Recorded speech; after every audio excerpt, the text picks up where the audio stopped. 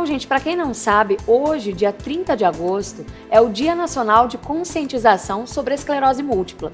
E o Sempre Bem fala hoje sobre essa doença que compromete a função do sistema nervoso. Em geral, a esclerose múltipla provoca dificuldades motoras e sensitivas. E a gente recebe, então, aqui no nosso programa, os médicos neurologistas Raul Feitosa e Paulo Ribeiro para tirar todas as nossas dúvidas. Olá, bom dia.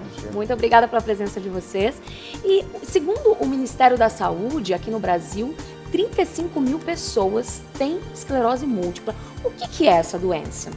Bruna, a esclerose múltipla é uma doença autoimune que leva a uma inflamação do cérebro e da medula, tá?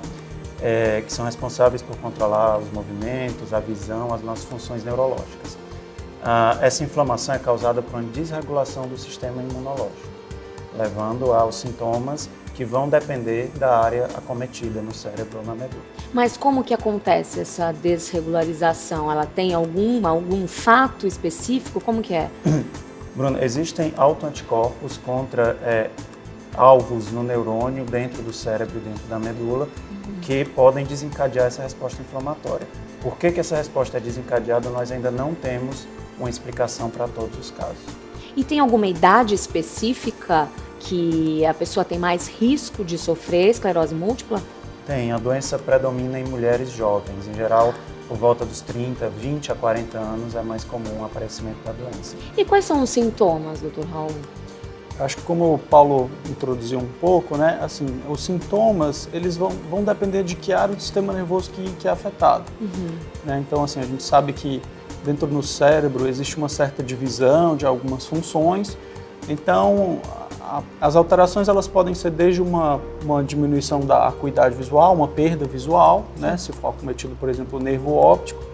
Ela pode ser uma fraqueza num braço, numa perna, se for numa área do cérebro responsável pela motricidade da mão, né? Ou da perna.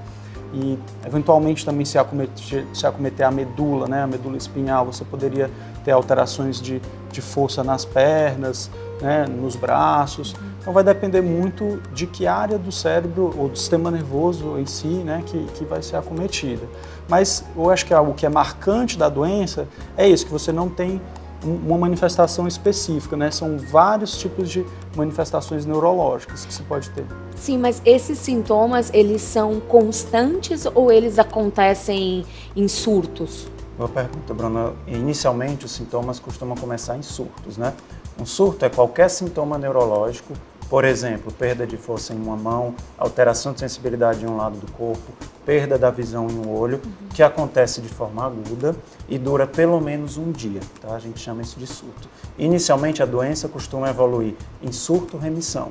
Você tem um surto, tem uma melhora parcial, só que com o tempo esses surtos vão se acumulando e vão levando a uma incapacidade que pode ser progressiva. E em relação à demência, a esclerose múltipla, ela pode levar à demência? Porque eu acho que as pessoas às vezes confundem também, né, uma com a outra. Assim, é uma doença neurológica que você, à medida que a doença progride, você pode ir perdendo funções, né? Isso vai depender muito de paciente para paciente, né, o grau de agressividade, mas à medida que a doença evolui, né, se ela evolui naquele paciente, você pode acumular déficits neurológicos, né, que podem se tornar mais graves. A pessoa pode ter uma dificuldade de andar, de mexer os braços, e dentro disso, né, assim, se você tem o acometimento de funções cognitivas, né, de linguagem, de visão, de atenção, de cálculo, você pode ter uma perda cognitiva de memória, enfim, né, e isso se acumulando de forma mais intensa ao longo do tempo, você pode ter um quadro de demência, né? Mas é uma minoria dos pacientes que vão evoluir de uma forma tão grave. E em relação à cura, existe cura para a esclerose múltipla? Tratamento, como que é? Excelente pergunta. Existem vários tratamentos, vários medicamentos disponíveis e cada medicamento é mais indicado para um tipo específico de paciente, porque a doença é muito variável, como a gente vem falando. Ainda não existe uma cura, mas existe um controle clínico muito bom e a maioria dos pacientes tem uma qualidade de vida por um tempo bem prolongado com as novas medicações que estão disponíveis. E são muito caros esses medicamentos? As medicações costumam ser caras, mas a maioria delas são cobertas tanto pelo Sistema Único de Saúde como pela maioria dos planos de saúde. Mas então a pessoa ela não precisa ficar internada Às vezes, num surto inicial, ela precisa ficar internada para o tratamento do surto. O tratamento a longo prazo é em casa mesmo, com medicação que pode ser injetável ou oral, a depender do caso. E existe alguma maneira que a gente possa se prevenir?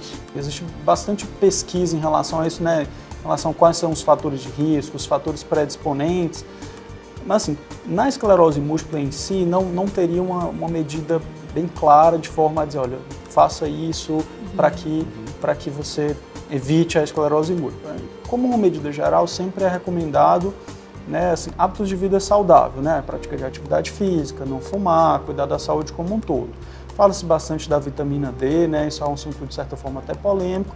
De uma forma geral, o que se recomenda, né, do ponto de vista médico, é manter a vitamina D em níveis normais, adequados. A vitamina D que a gente encontra no sol. Isso, né? Porque tem sido bastante comentado ultimamente. No caso da esclerose múltipla também se fala bastante, existe um pouco de polêmica em cima disso, mas de uma forma geral mantém níveis normais. E de resto, uma vida saudável em todos os aspectos que isso significa, né? Talvez a melhor forma de prevenção seja o diagnóstico precoce, porque a gente sabe que o diagnóstico precoce muda a história natural da doença.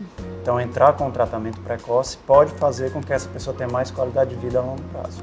Muito obrigada, gente. Foi bem esclarecedor, viu? Obrigada mesmo. Obrigado a você.